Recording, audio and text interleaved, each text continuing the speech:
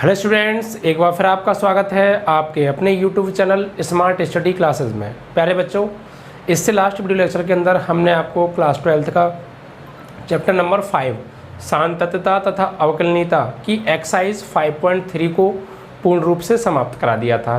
आशा करते हैं कि वो आपको अच्छे से क्लियर हो गई होगी। आज जो हम एक्सरसाइज की बात करने वाले हैं वो एक्सरसाइज 5.4 के ऊपर बात करने वाले हैं, और इस एक्सरसाइज के अंदर जो क्वेश्चंस आने वाले हैं वो एक्सपोनेंशियल फंक्शन के डिपेंड पर आने वाले हैं, यानी चरघातांकीय फलन, उसके आधार पर आज क्वेश्चन है।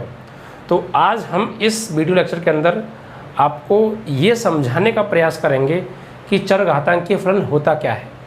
ठीक है, इसके ऊपर आज चर्चा करने वाली है और आज का पूरा हम आपको कंप्लीट बेसिक कराने वाले हैं। आशा करेंगे कि वो आपको अच्छे से समझ में आ जाएगा। तो जो आपका 5.3 तो कंप्लीट हो ही गया था, 5.4 शुरू होगा जिसमें बात करेंगे हम चरघातांकीय फलन की। तो आइए देखते हैं।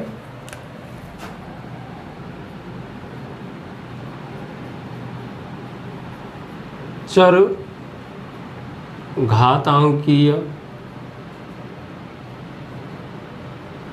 फलन, एक्सपोनेंशियल फंक्शन,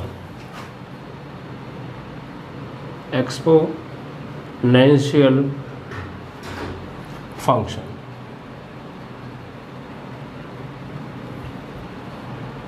ठीक है, इसके बारे में आज हम बात करने वाले हैं। क्या होता है एक्सपोनेंशियल फंक्शन, क्या होता है चरघातांकीय फलन, इसके ऊपर बात करेंगे, क्योंकि पूरी अगली जो एक्सरसाइज है 5.4 टोटल क्वेश्चन इसी के ऊपर डिपेंड है। ठीक है, तो शायद ही आज तक आपने कोशिश की हो जानने की कि क्या होता है चरघातांकीय फलन। आज हम आपको अच्छे से इसका क्लियर करा देंगे। देखिए क्या है, एक बात बताइए, आपने 10th क्लास में बहुपद तो पढ़ा होगा, पॉलिनोमियल। ठीक है, पॉलिनोमियल तो आपने पढ़ा होगा ना। तो सपोज पहले हम बात कर रहे हैं थोड़ा सा पॉलिनोमियल की, उसको समझाने के तुरंत बाद ही हम इस पर आ जाएंगे। मैं पॉलिनोमियल क्यों पढ़ा रहा हूँ, क्योंकि मैं पहले आपको थोड़ा सा एग्जाम्पल दे के समझाऊँगा पॉलिनोमियल से, फिर उसके जस्ट बाद मैं इस पर आ जाऊंगा, जिससे कि आपको ये अच्छे से समझ में आ जाए। ठीक है, तो मान लेते हैं कि हमारे पास कोई फंक्शन,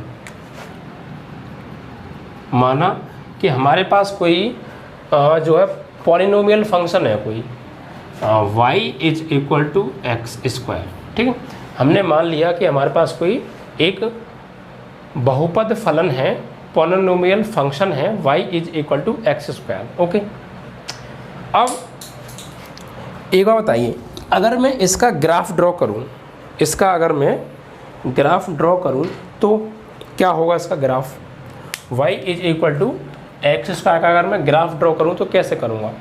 सपोज ये इस तरीके से,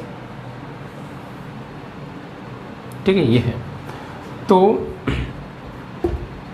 ये आप सभी जानते हैं, ये x हमारी पॉजिटिव साइड होती है, ये x की नेगेटिव साइड, और ये y पॉजिटिव साइड होती है और ये y नेगेटिव साइड होती है। ठीक है, एक्सिस होती है, x axis and y axis.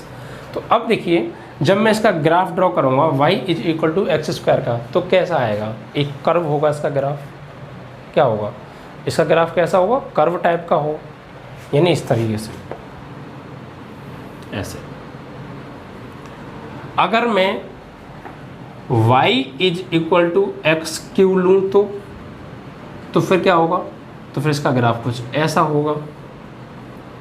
अगर मैं y is equal to x की पावर 4 लूँ तो इसका ग्राफ कैसा होगा तो कर्व टाइप का, लेकिन कैसा होगा, ऐसा होगा। तो आपने क्या देखा, जैसे जैसे मैं इस वेरिएबल की पावर को इंक्रीज़ करता जा रहा हूँ, बढ़ाता जा रहा हूँ, तो जो हमारा जो ग्राफ है ना वो और ज़्यादा स्टीप होता जा रहा है।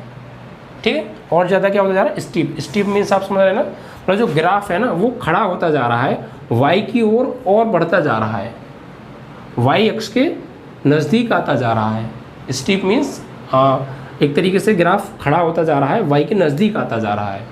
कब, जब मैं वेरिएबल की पावर को इंक्रीज़ करता हुआ जा रहा हूँ। पहले मैंने 2 था, फिर मैंने 3 किया, फिर मैंने 4 किया, तो क्या हुआ, ये किसका ग्राफ हो गया, y is equal to x square, ये y is equal to x cube, ये y is equal to x की पावर 4। तो ऐसे जैसे मैं पावर इसकी इंक्रीज़ करता जाऊँगा, जैसे जैसे चर राशि की मैं घात को बढ़ाता जाऊंगा वैसे वैसे ही जो ग्राफ है वो और ज़्यादा स्टीप होता जाएगा, और ज़्यादा खड़ा होता जाएगा।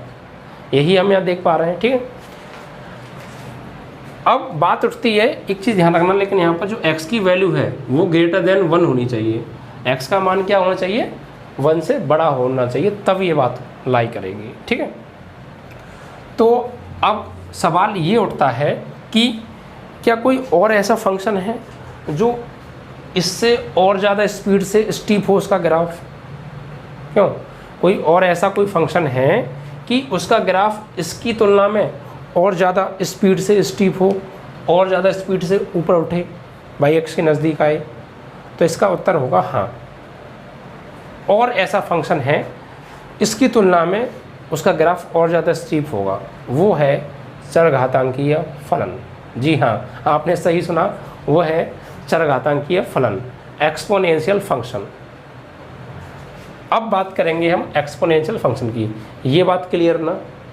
कोई भी हमने y = x², कोई भी पॉलिनोमियल फंक्शन ले लिया, अगर हम इसका ग्राफ ड्रॉ करेंगे तो कुछ इस तरीके से जाएगा, कर्व टाइप में। अगर मैं इसकी पावर बढ़ाऊंगा तो इसका जो ग्राफ है वो y के और नज़दीक आ जाएगा, और ज़्यादा स्टीप हो जाएगा। मैं इसकी पावर और बढ़ाऊंगा तो और स्टीप हो जाएगा। इसी प्रकार में जैसे जैसे पावर इसकी इंक्रीज़ करता जाऊंगा, ये ग्राफ जो है पिछले ग्राफ की तुलना में और ज़्यादा स्टीप आपको मिलेगा, और ज़्यादा आपको खड़ा हुआ मिलेगा, और ज़्यादा आपको y के नज़दीक मिलेगा। ठीक है, ये बात तो समझ गए ना, ये ग्राफ कैसे ड्रॉ हुआ? देखिए मैं थोड़ा सा आपको समझा दूँ। जैसे y = x² है, तो सपोज मैंने x की जगह क्या लेना है? 1 से बड़ा लेना है। तो आप x की जगह सपोज आपने लिया 2, x की जगह आपने क्या लिया? 2। तो यहाँ पर आप 2 लोगे तो स्क्वायर कितना हो जाएगा? 4। तो y की वैल्यू क्या आ जाएगी? 4। यानी x की वैल्यू क्या ली मैंने? x बराबर मैंने 2 लिया, x बराबर क्या लिया? 2। तो y की वैल्यू क्या मिलेगी? 2 का स्क्वायर यानी 4। ठीक है, इसी प्रकार जब मैं x की वैल्यू लूँगा सपोज 3, तो y की वैल्यू क्या मिलेगी? 9। तो x की वैल्यू सपोज 2 यानी 1 2, तो y की वैल्यू क्या मिली? 4। 1 2 3 4। तो कुछ इस तरीके से ग्राफ जो है आपका आएगा, यानी ये पॉइंट। ऐसे ही x की वैल्यू अगर मैं लूँगा आपकी 3, तो y की वैल्यू क्या हो जाएगी? 9। तो 1 2 3 4 5 6 7 8 9, कुछ इस तरीके से, इस तरीके से। तो ये पॉइंट, तो इन पॉइंट्स को ड्रॉ करते हुए ग्राफ जा रहा है। इसी प्रकार आप यहाँ पर लेंगे x³ में, तो x की वैल्यू 2 लेंगे तो y की वैल्यू क्या मिलेगी? 8। तो x की वैल्यू 2, y की वैल्यू 8 जाके तो यहाँ पर कहीं जाके कट करेगा। तो इस तरीके से हमने ये ग्राफ ड्रॉ किए हैं। ठीक है, ये चीज़ आपने लास्ट क्लास में पढ़ी होगी, और आपने एक पढ़ा भी होगा परवल है, पैराबोला, उस यही तो उसका होता था रूप, तो उसकी जो आकृति होती थी वो कर्व टाइप में होती थी। ठीक है, तो इस तरीके से। तो ये तो था, बात थी फंक्शन की, वो भी पॉलिनोमियल फंक्शन की। अगर हम कोई पॉलिनोमियल फंक्शन लें, ठीक है, और जैसे जैसे उसकी पावर को इंक्रीज़ करते जाएंगे तो जो हमारा ग्राफ है वो पहले से और ज़्यादा खड़ा होता जाएगा, स्टीप होता जाएगा। अब सवाल ये उठता है कि क्या कोई और ऐसा फंक्शन है जो इससे ज़्यादा स्पीड से स्टीप हो? तो इसका उत्तर होगा हाँ, और वो होता है आपका एक्सपोनेंशियल फंक्शन। जी हाँ, वो होता है आपका एक्सपोनेंशियल फंक्शन, चरघातांकीय फलन। ठीक है, अब ये इसका रूप कैसा होता है? तो देखिए, इसका रूप जो होता है चरघातांकीय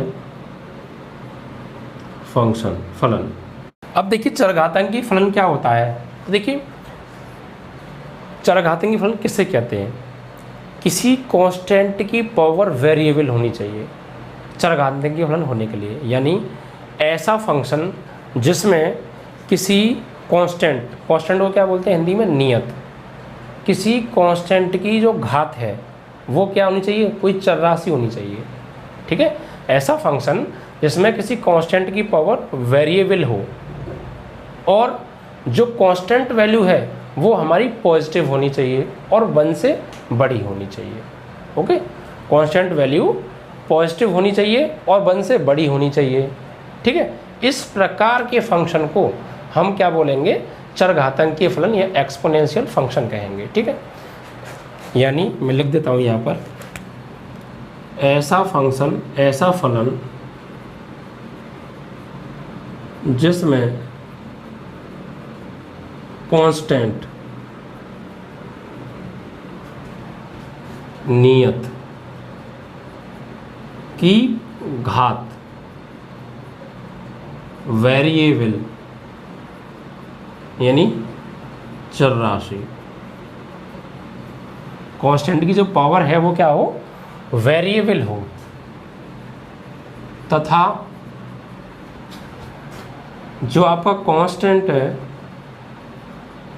इज ग्रेटर देन 1, यानी कांस्टेंट जो वैल्यू है वो 1 से बड़ी होनी चाहिए, वह पॉजिटिव होनी चाहिए, वह धनात्मक हो।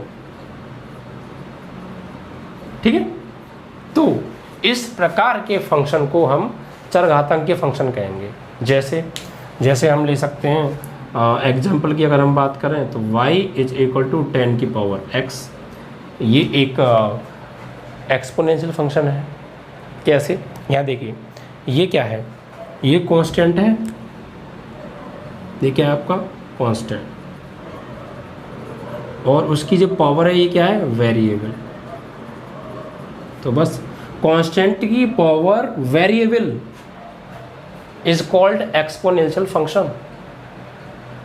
बट जो कांस्टेंट है हमारा ये पॉजिटिव होना चाहिए तो पॉजिटिव है, 1 से बड़ा होना चाहिए, 1 से बड़ा है। ओके, यहाँ लिखेंगे 10 is greater than 1 and positive, तो है पॉजिटिव भी है और 1 से बड़ा भी है। ठीक है, ये शर्तें हैं कुछ, जो कांस्टेंट है वो 1 से बड़ा हो और पॉजिटिव हो, और कांस्टेंट की पावर वेरिएबल कोई हो।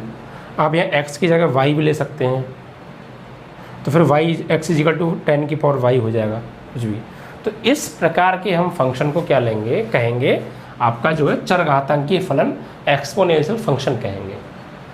अब बात करें स्टीप होने की, ग्राफ देखिए यहाँ पर ग्राफ कैसे स्टीप हो रहा था कि अगर हम x की वैल्यू लेते हैं यहाँ पर 2 तो y की वैल्यू आती है 4, x की वैल्यू 2 लेंगे तो y की वैल्यू क्या आएगी, 4 आएगी।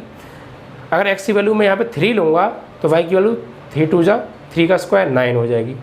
अगर मैं यहाँ पे x की वैल्यू 4 लूँगा तो y की वैल्यू 16 हो जाएगी। यानी स्टीप तो हो रहा है, लेकिन यहाँ ज़्यादा स्पीड से स्टीप होगा। कैसे, यहाँ पर अगर मैं 2 ले रहा हूँ तो इसकी वैल्यू 4 हो रही है, यानी डबल हो रहा है।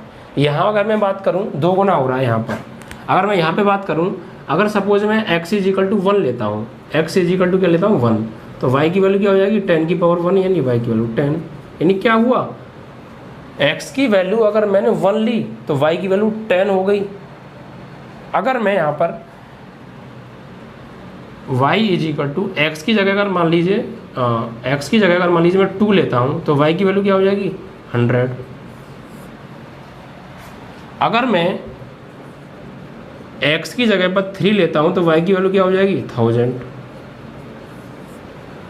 तो इससे ज़्यादा कोई स्टीप हो सकता है क्या? स्टीप तो यहाँ भी हो रहा था, ग्राफ जो है, ग्राफ की जो वैल्यू थी बढ़ तो यहाँ भी रही थी, बट ये इससे काफ़ी स्पीड से इंक्रीज हो रही है वैल्यू। अगर मैं इसकी ग्राफ की बात करूँ तो इसका ग्राफ कैसा होगा, जैसे मैंने x की वैल्यू 1 ली तो y की वैल्यू क्या हो गई, x की वैल्यू मैंने क्या ली 1, यहाँ 1 लगाया तो y की वैल्यू क्या हुई आपसे 10। यानी अगर ये मैं 1 लूँगा तो ये लगभग आपकी 1 2 3 4 5 6 7 8 9 10, यानी कहीं यहाँ आके कहीं ग्राफ होगा। और जैसे ही मैंने y की वैल्यू 2 ली, देन इसकी वैल्यू y की वैल्यू क्या हो गई, डायरेक्ट 2 रखते ही क्या हो गई, x की वैल्यू मैंने अगर 2 ली तो y की वैल्यू जब 2 रखा मैंने तो क्या हो गई 10 की पावर 2 यानी 100। यानी 1 रखा तो 10, बट 2 रखा तो 100, और 3 रखा तो डायरेक्ट 1000। यानी ग्राफ बहुत स्पीड से स्टीप हो रहा है। इसका ग्राफ अगर मैं खींचूंगा तो कुछ इस तरीके से जाएगा, जो है इस तरीके से, ठीक है। और जैसे ही मैं 2 वैल्यू लूँगा यहाँ पर, इसकी अगर मैं ग्राफ खींचूंगा तो कुछ इस तरीके से जाएगा। और जैसे ही मैं वैल्यू 2 लूँगा इसका जो ग्राफ है वो 100 पर पहुँच जाएगा और ज़्यादा खड़ा हो जाएगा। और जब मैं ऐसी वाली इसकी 3 रखूँगा तो 1000, कितनी ऊपर जाएगा आप अंदाज़ा लगा सकते हैं, 1000 नंबर ऊपर चला जाएगा, ठीक है। यानी अगर मैंने x की वैल्यू 1 ली तो देन y की वैल्यू 10 यहाँ आ गया। जैसे ही मैंने जस्ट x की वैल्यू 2 की तो जो आपका y का वैल्यू है वो डायरेक्ट 100 पे पहुंच गया, कितनी जल्दी ऊपर पहुंच गया। अगर मैं 3 लूँगा तो 1000, 4 लूँगा तो 10,000। तो क्या इससे ज़्यादा किसी का ग्राफ और ज़्यादा स्टीप हो सकता है क्या? स्टीप यहाँ भी हो रहा था, यहाँ बढ़ रहे थे लेकिन धीमे धीमे। x की वैल्यू 2 ली तो y की वैल्यू 4, 3 ली तो 9, बट यहाँ 1 ली तो 10, 2 ली तो 100, 3 ली तो 1000। तो इसकी तुलना में इसका जो ग्राफ है वो बहुत स्पीड से स्टीप हो रहा है। तो इस प्रकार के फंक्शन को हम कहते हैं एक्सपोनेंशियल फंक्शन। समझे? ओके। अब और भी हो सकते हैं, जैसे यहाँ पर मैंने y इजिकल टू क्या लिया, y इजिकल टू 10 की पावर x लिया। भाई इस जगह पर कोई भी कांस्टेंट हो सकता है आपका, यहाँ वेरिएबल ही होना चाहिए। जैसे मैंने y इज इक्वल टू लिया आपका, यहाँ जो आपको x की जो पावर है ना वो क्या लेनी है, वो पॉजिटिव लेनी है, ये ध्यान रखना। जैसे मैंने y इज इक्वल टू ले लिया a की पावर x, ये भी हमारा एक्सपोनेंशियल फंक्शन है because it is constant. a क्या है, a कांस्टेंट वैल्यू है और उसकी पावर वेरिएबल है। ठीक है, a क्या है हमारा कांस्टेंट और ये वेरिएबल है आपका। तो y इजिकल टू a की पावर x, बस कांस्टेंट की पावर वेरिएबल होनी चाहिए और यहाँ जो a की वैल्यू होगी वो ग्रेटर देन 1 होगी एंड पॉजिटिव होगी। ग्रेटर देन 1 होगी तो ऑफकोर्स पॉजिटिव ही होगी। ठीक है, तो इस प्रकार के और भी हो सकता है। y is equal to b की पावर x, ये भी एक एक्सपोनेंशियल फंक्शन है, ये भी एक एक्सपोनेंशियल फंक्शन है, ये भी एक एक्सपोनेंशियल फंक्शन है। ठीक है, तो ये होते हैं एक्सपोनेंशियल फंक्शन। एक और आपने फंक्शन के बारे में पढ़ा होगा, एक और होता है y is equal to e की पावर x। अब क्या ये एक्सपोनेंशियल फंक्शन है या ये एक्सपोनेंशियल फंक्शन है या ये एक्सपोनेंशियल फंक्शन है? ये भी एक्सपोनेंशियल फंक्शन है, ये भी एक्सपोनेंशियल फंक्शन है, ये भी एक्सपोनेंशियल फंक्शन है और ये भी एक्सपोनेंशियल फंक्शन है। पहचान क्या है भैया? पहचान ये है कि बस कांस्टेंट की पावर वेरिएबल, कांस्टेंट की पावर वेरिएबल। तो e यहाँ कांस्टेंट है और x क्या है, एक वेरिएबल है। ठीक है, इस तरीके से ये e की पावर x क्या है, e की पावर देखिए कुछ नहीं, ये एक सीरीज है। ये e की पावर जो x होता है ये एक इन्फिनिट सीरीज होता है। आपने इसको 11th क्लास में पढ़ा होगा लिमिट वाले चैप्टर के अंदर। e की पावर x जो होता है ये एक इन्फिनिट सीरीज होती है, एक अनंत श्रेणी होती है। e की power x is equal to 1 plus 1 upon 1 factorial plus 1 upon 2 factorial plus 1 upon 3 factorial. इस तरीके से ये इन्फिनिट सीरीज होती है और ये plus dot dot dot dot अनंत तक चलती जाती है। ठीक है, और जब हम इसका सम ज्ञात करते हैं, इस पूरे का सम निकालते हैं, योग निकालते हैं, तो इसका जो सम होता है वो e आता है। क्या आता है? e। इस अनंत सीरीज़ का जब हम ऐड करते हैं तो क्या निकल के आता है? e। और जो e की वैल्यू होती है, जो e की वैल्यू होती है वो 2 से बड़ी और 3 से छोटी, यानी 2 और 3 के बीच में होती है। आपने फेस में पढ़ा होगा जहाँ पे e की वैल्यू देते लाइक 2.3 2.4 के समथिंग इसकी वैल्यू लेते थे। तो ये होता है एक्सपोनेंशियल फंक्शन, ये भी। ठीक, यानी इसका जो सम निकालेंगे वो e आएगा और जो e की वैल्यू होगी वो 2 और 3 के बीच में, यानी 2 से बड़ी और 3 से छोटी होगी। और ये जो हमारा x है y is equal to e की पावर x, ये क्या है? x ये होता है हमारा डिपेंडेंट वेरिएबल। ये x क्या है? डिपेंडेंट वेरिएबल है।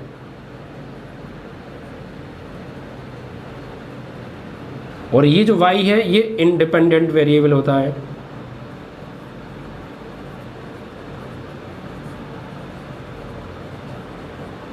भाई इंडिपेंडेंट क्यों है भाई? क्योंकि y किस पर डिपेंड है? x पर ही तो डिपेंड है।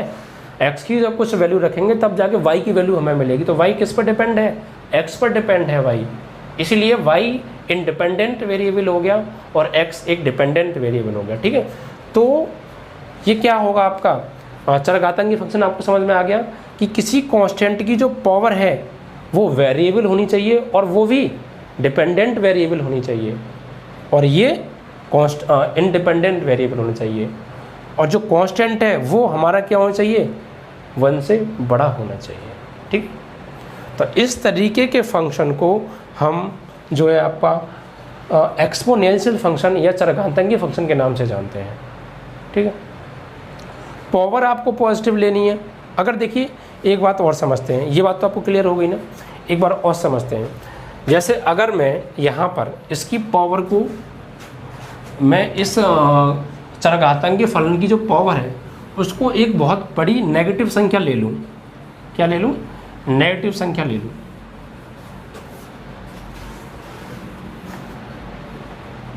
जैसे मैंने ले लिया y is equal to suppose 10 की पावर बहुत बड़ी नेगेटिव संख्या कोई भी ले लो, सपोज मान लीजिए मैं ले लिया -1000। तो अब तो यहाँ से y की वैल्यू क्या आएगी, तो यहाँ से जब हम y की वैल्यू लेंगे तो 1 अपॉन क्या होगा, 10 की power 1000, y is equal to 10 की पावर 1000, 10 को 1000 टाइम लिखना। तो यहाँ से आप एक अंदाज़ा लगाइए, आप यहाँ से जब हम सॉल्व करेंगे इसका डिवाइड 1 में देंगे तो क्या आएगी वैल्यू, क्या वैल्यू 0 से छोटी आ सकती है, क्या कोई नेगेटिव वैल्यू मिलेगी क्या भाई की हमें यहाँ से, नहीं, यहाँ से हमें नेगेटिव वैल्यू नहीं मिलेगी। मतलब आप जो है ये जो है जब वैल्यू जो है 0 के नज़दीक तो जाएगी लेकिन 0 नहीं होगी और नेगेटिव भी नहीं होगी, यानी जो हमारा ग्राफ है जो स्टीप करेगा, यानी इस तरीके से होता हुआ यूं निकल जाएगा इस तरीके से, बट नेगेटिव साइड में नहीं जाएगा, x की यानी y की नेगेटिव साइड में ये ग्राफ लाई नहीं करेगा, इस तरीके से चल जाएगा। आप और भी कोई नेगेटिव -2000 ले लीजिए, -3000 ले लीजिए, -500 ले लीजिए, -800 ले लीजिए, -256 कुछ भी ले लीजिए आप, बट इसको जब नीचे लाओगे जब डिवाइड करोगे आप तो जो वैल्यू है वो हमें नेगेटिव नहीं मिल सकती। क्या y की वैल्यू नेगेटिव मिल सकती है, यहाँ से नेगेटिव नहीं मिलेगी। मतलब x अक्ष के नज़दीक तो आता जाएगा लेकिन नीचे नहीं निकल पाएगा वो। आप कोई भी यहाँ से नेगेटिव वैल्यू ले लीजिए। अगर आप यहाँ से मान लीजिए सपोज मैंने x इज इक्वल टू ले लिया 0, तो y की वैल्यू क्या आ जाएगी, तो y की वैल्यू क्या आ जाएगी 10 की पावर 0 यानी 1। तो इसका मतलब क्या हुआ, यानी ये जो 0,1 है ये ग्राफ, इस ग्राफ के यहाँ पर 0,1 तो ग्राफ हर ग्राफ पर लाई करेगा। ये जो 0,1 पॉइंट है ये इस ग्राफ के प्रत्येक बिंदु पर लाई करेगा। ठीक है, तो ये चीज़ थी आपको चरघातांकी फंक्शन के बारे में मेरा समझाने का कंसेप्ट था, आपको अच्छे से समझ में आ भी गया होगा।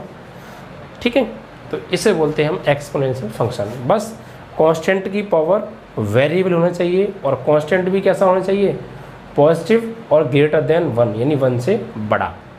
ठीक है, तो इस तरीके से उसका ग्राफ लाई होता है और आप समझ गए होंगे कि क्या चरघातांकी फलन होता है। अब इसके ऊपर चलेंगे आपके प्रश्न। ठीक।